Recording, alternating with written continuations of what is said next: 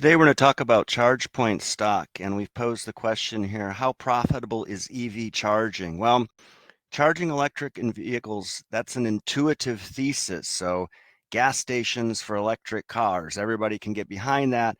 Sounds like a good pick and shovel play on electric vehicles. So the first thing that we'd want to do is to find a leader. Now, we published a piece earlier this year titled 6 EV Charging Stocks. And I'll put a link to that in the description of this video, along with the research piece that went into creating this video itself. Now, that says 6 EV charging stocks because that's the title of the old chart, but one of those firms didn't actually have their spec complete. So we're left with what's actually 5 EV charging stocks. And when you're looking for a leader, there's a number of things that you can look at. So market cap is one indicator of leadership, and that can be accurate, but what really counts, what shows traction, what's a proxy for market share would be revenues. So when we look at those same firms, you noted how EVgo there was in second place next to ChargePoint when it came to market cap, but look at revenues. So ChargePoint is far ahead of these other firms, and we've annualized revenues for each. So we've simply taken last quarter and multiplied it by 4 where we could. And I believe that one of these has the actual annual revenues. That may be EVgo, since they didn't report the last quarter that we could tell. We used their annual. So ChargePoint is clearly a leader in terms of revenues and size. So now that we've established a leader, what we can do is also consider valuation. And since we have the revenues and market cap, we can use our simple valuation ratio, which takes market cap, divides that out by annualized revenues. And on the right here, we've listed them out. So the lower the number, the more reasonably valued it is. As you can see, EVgo is ridiculously overpriced for whatever reason. Most likely it's probably being cheerleaded on. Maybe it has some elements of a meme stock there. Then you have Blink, ChargePoint there at 15. Now, in looking at these numbers, you can look on the left-hand side here. We've taken a population of stocks from our tech stock catalog, which has 436 stocks that we've covered over the years. And we can calculate this simple valuation ratio for some notable names. Now, Snowflake and CrowdStrike, two very popular SaaS companies, have always had very high valuations. But look at how downhill it goes from there. So you have NVIDIA at 13, and then the list goes down there. Illumina at 6, a DocuSign at 5. So anything in the single digits would be considered, let's say, not overvalued, right? And Snowflake, because it's a very, there's a lot of growth prospects ahead of it, has always been very richly valued. So this is just a way that you can compare stocks in a group. And what the takeaway here is that all of these electric vehicle charging stocks are relatively overvalued, with the exception of perhaps Volta, compared to the universe that we look at.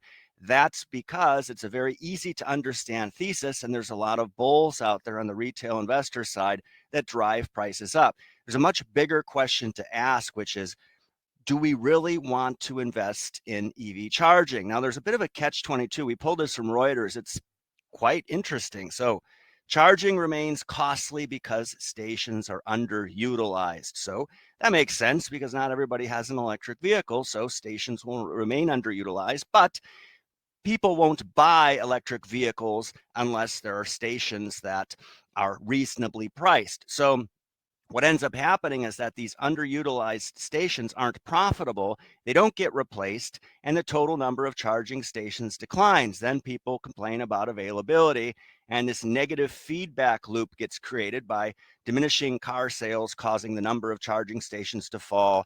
And the whole thing comes around to electric cars being less desirable because the infrastructure isn't there. Now, there's certainly plans to improve that, and we'll talk about that. But when we look at profitability, that's quite important. So there's 100,000 electric vehicle ports in the US, and there are 145,000 gas stations. Now, people say that you shouldn't try to compare the two, but you'll see why we're trying to do that here. And if we look at those gas stations, we need to consider the number of fuel pumps. So perhaps they have 10 fuel pumps per gas station. So if everything was electric, then perhaps you would have around the same number of EV ports. But when you look at gas stations, 85% have a convenience store attached to them.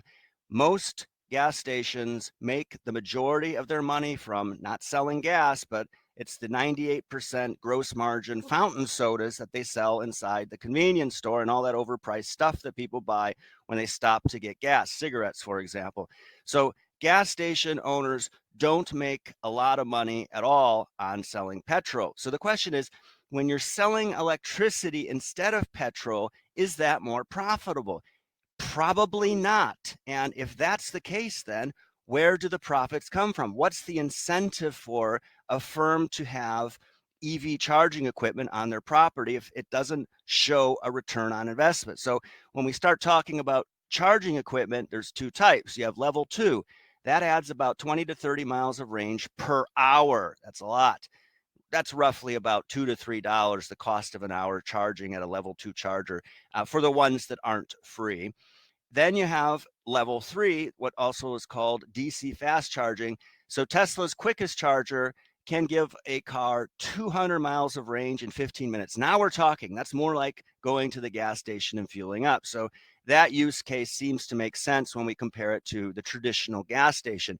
And when you look at the cost of these types of equipment, you have level 2 at around several $1,000s fully installed, level 3 around $50,000 fully installed. So that needs to be considered when somebody's looking at installing one of these for electric vehicle customers. So EV chargers in the US, as we said before, 100,000.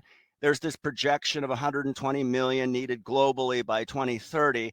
Seems pretty high when you consider that a lot of the countries on this planet are nowhere near being able to have electric vehicles in the same way that a developed market can. Now, we're going to talk today about ChargePoint, as we said, a leader. So they have 7 times the market share of their closest competitor in North America. 85% of their revenue is coming from the United States. That's not a good thing, right? We call that country risk. So when you have all your fortunes tied to a single country, that any sort of regulatory change can be pretty dramatic, that uncertainty creates volatility, etc.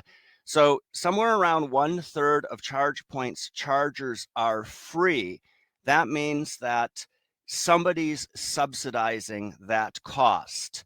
And in some cases, that's automakers who will subsidize periods of free charging time. Now, when we refer to the free chargers, that means that anybody can go there and charge for free because the operator wants people to do that for whatever reason. Then you have automakers that will perhaps pay for a vehicle operator to charge anywhere for free. So those are really two different use cases. Now, when you look at how many ports ChargePoint has globally, 188,000 activated ports, of which about 6% are the fast charging type.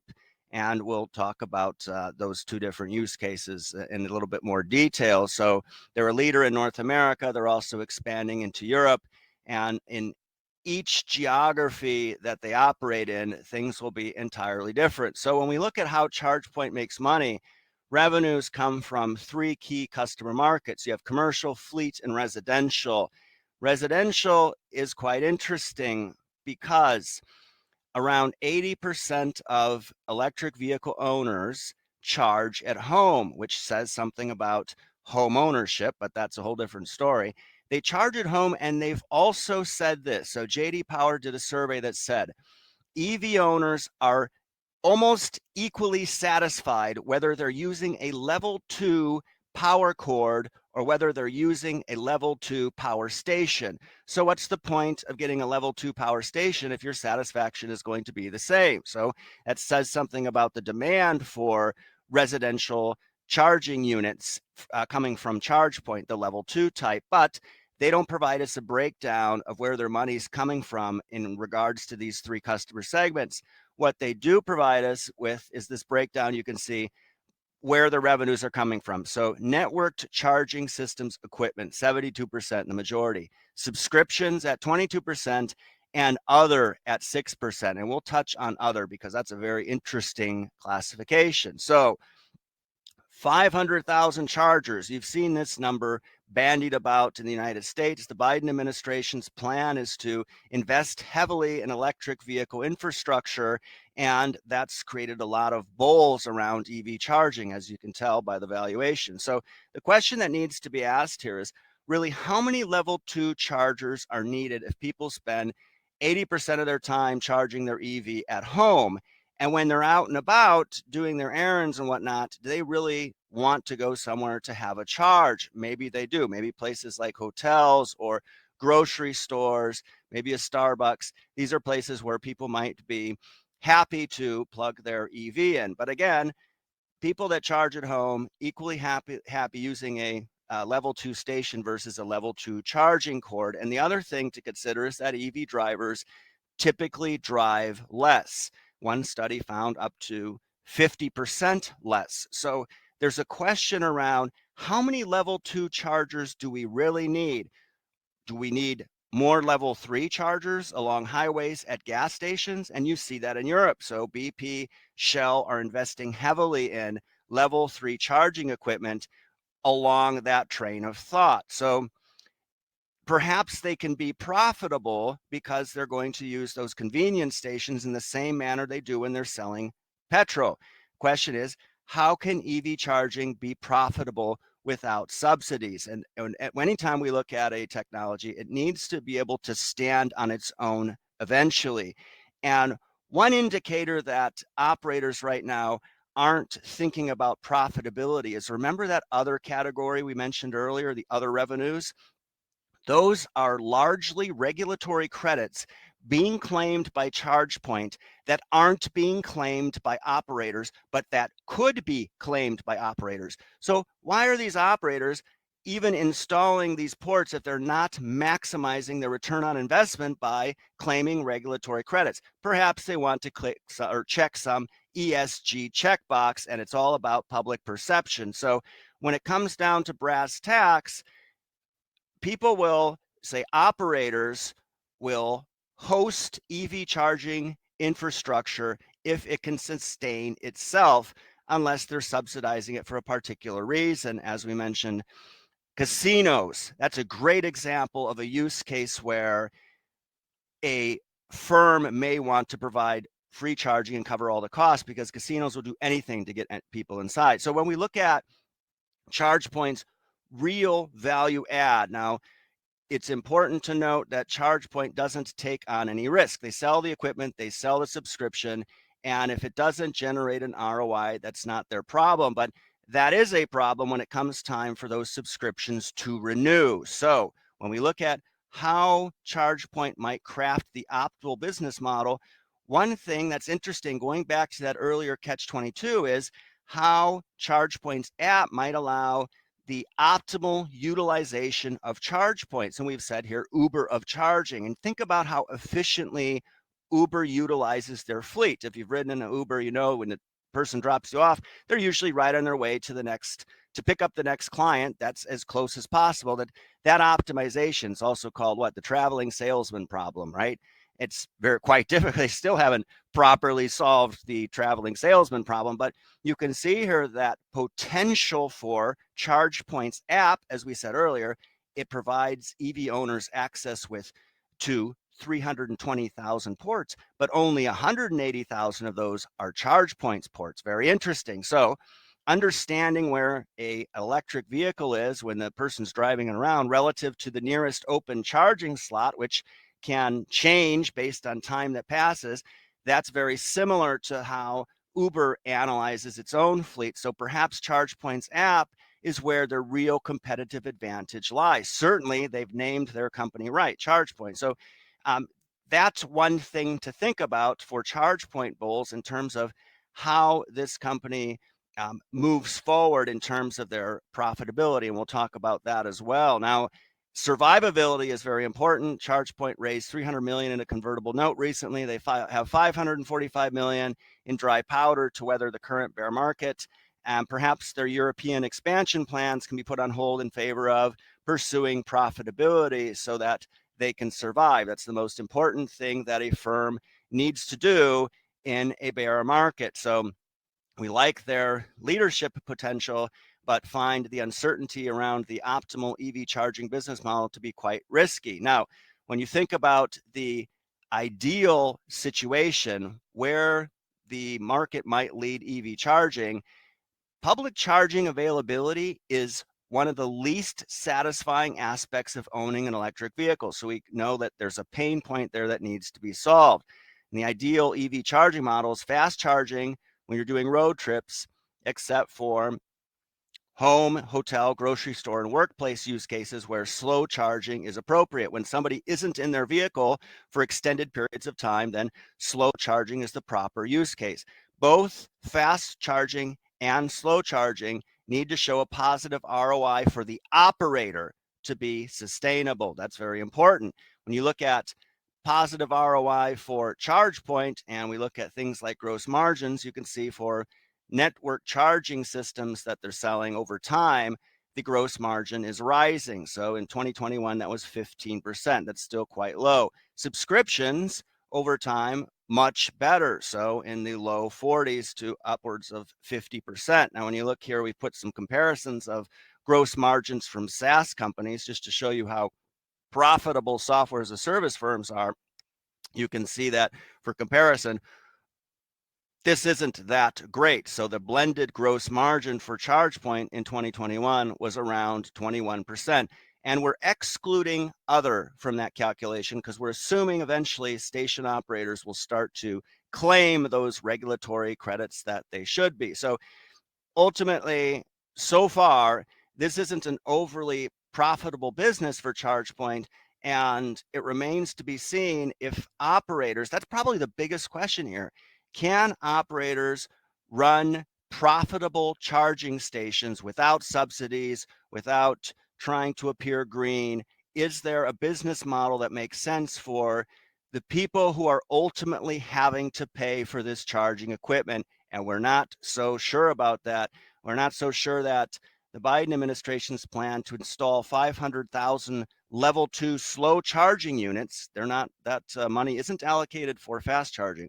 We're not so sure that makes sense. How many slow charging units do you really need when 80% of people charge at home, they drive less, et cetera, et cetera? So the optimal model isn't obvious right now.